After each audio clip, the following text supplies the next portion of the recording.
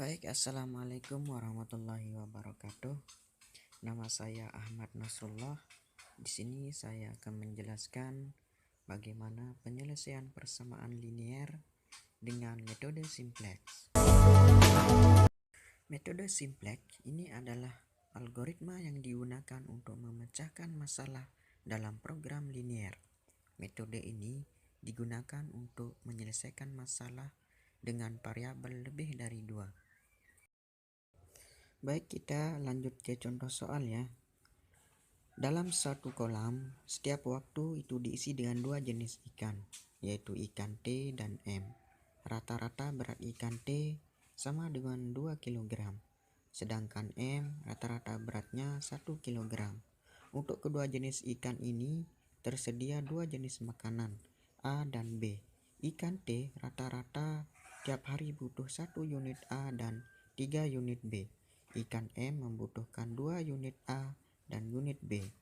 Jika setiap hari tersedia 500 unit A dan 900 unit B, bagaimana penghasilan ikan supaya jumlah berat ikan maksimum? Untuk mengetahuinya, kita langsung ke pembahasannya ya. Nah sobat, langkah pertama yang harus kita lakukan yaitu membuat permisalan. Kenapa? Biar kita lebih mudah untuk mengerjakan cara selanjutnya. Nah, pada permisalan kali ini, kita akan memisalkan ikan T menjadi variabel X dan ikan M menjadi variabel Y, di mana variabel X ini memiliki berat 2 kg dan variabel Y memiliki berat 1 kg.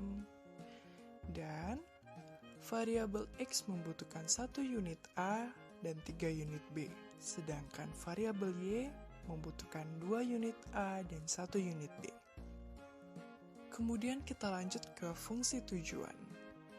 Nah, pada fungsi tujuan ini kita gunakan dari berat masing-masing variabel X dan Y. Nah, di variabel X memiliki koefisien 2 dari 2 kg, dan variabel Y memiliki koefisien 1 dari 1 kg, sehingga fungsi tujuannya menjadi 2X plus Y sama dengan P.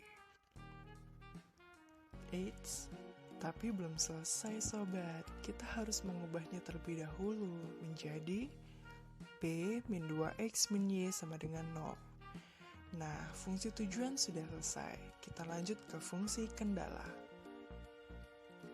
Fungsi kendala ini kita ambil dari per masing-masing unit A dan unit B, di mana unit A dan unit B ini merupakan gabungan antara variabel X dan Y. Nah, seperti pada permisalan tadi, variabel X memiliki 1 unit A dan variabel Y memiliki 2 unit A. Maka dari itu, untuk unit A sendiri, fungsi kendalanya yaitu X plus 2Y kurang dari 500. Nah, 500 ini kita dapat dari stok makanan unit A pada tiap harinya. Nah, untuk unit B juga sama sobat seperti di unit A, penggabungan dari variabel X dan Y.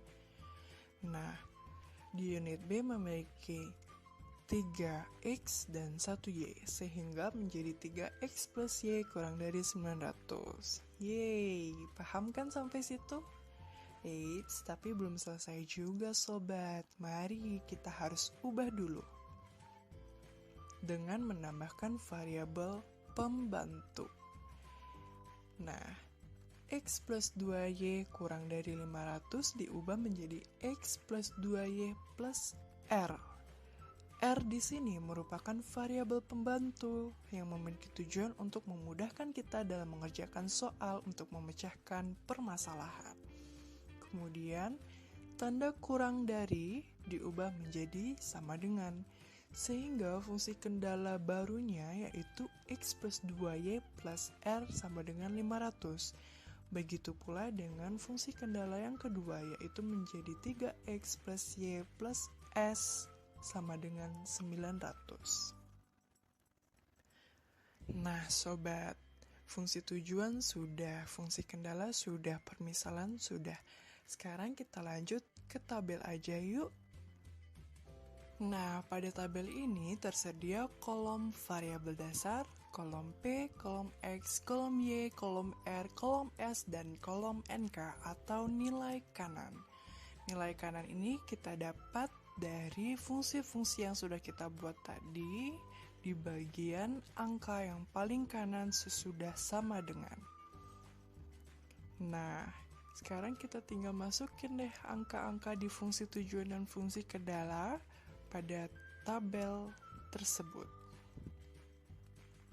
Caranya yang pertama, pada kolom variabel dasar terdapat variabel P. Nah, jadi kita harus mencari di mana fungsi, entah di antara fungsi tujuan atau fungsi kendala, yang memiliki variabel P, sobat. Nah, ternyata setelah kita membuat fungsi-fungsi tadi, terdapat di fungsi tujuan, yaitu P-2X min Y sama dengan 0. Jadi kita tinggal masukin, sobat.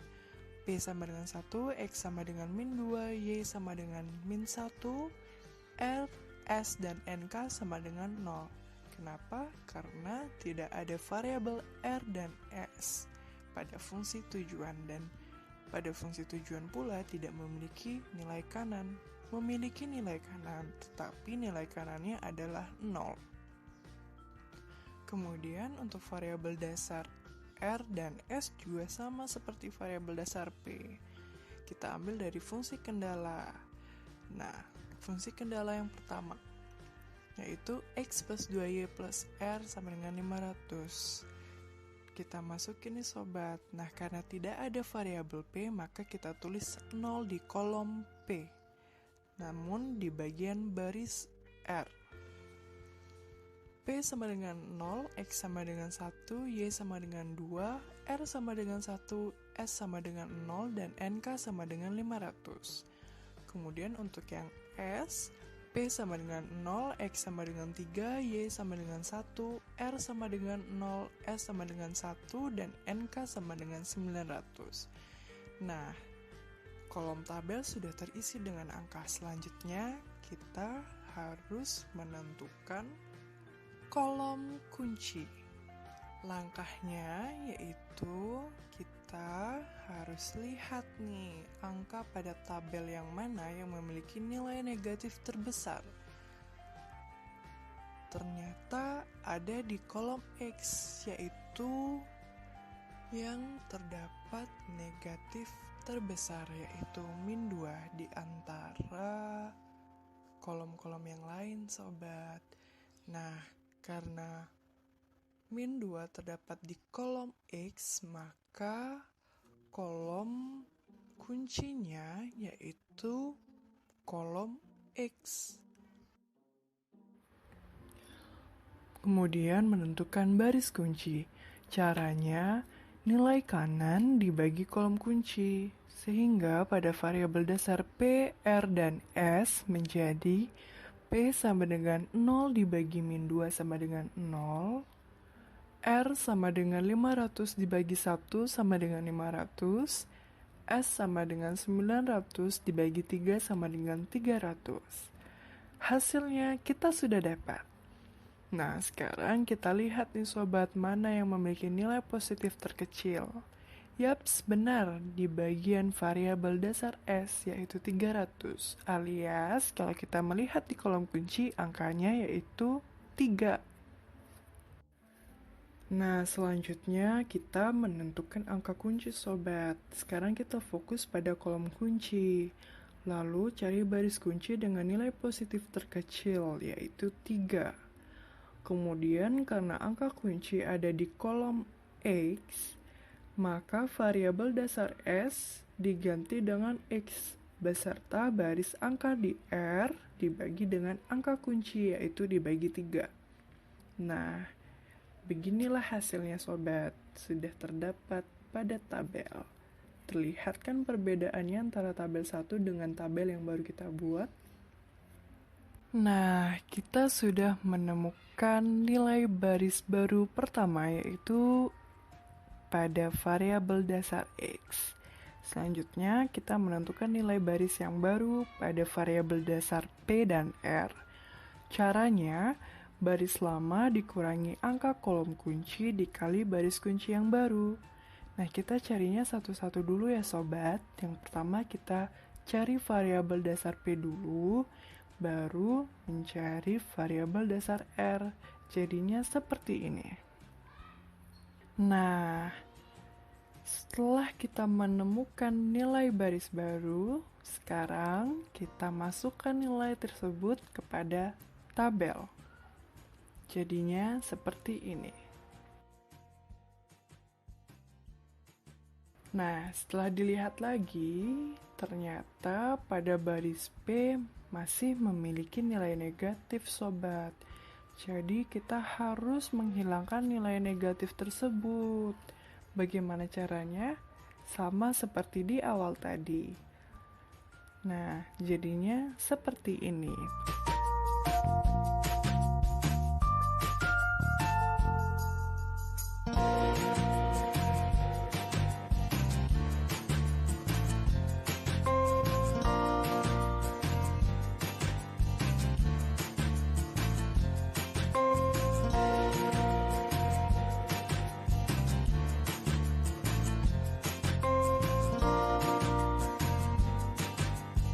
Pada hasil akhirnya,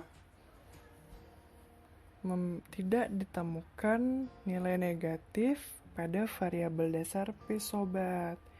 Kenapa kita harus menghilangkan nilai negatif pada variabel dasar P, sobat? Karena variabel dasar P merupakan suatu variabel yang kita cari untuk menentukan berapa banyak atau berat maksimal pada ikan tersebut. Jadi nggak boleh sampai ada yang negatif ya sobat. Nah, tabel akhir sudah selesai. Maka kasus memecahkan permasalahan pada soal pun juga sudah selesai sobat. Maka kesimpulannya adalah berat rata-rata ikan T yang paling maksimal adalah 260 kg dan pada ikan M yaitu 120 kg. Sedangkan jika dicari penotalannya yaitu antara ikan M dengan ikan T, berat maksimal rata-rata ikan tersebut yaitu 640 kg sobat.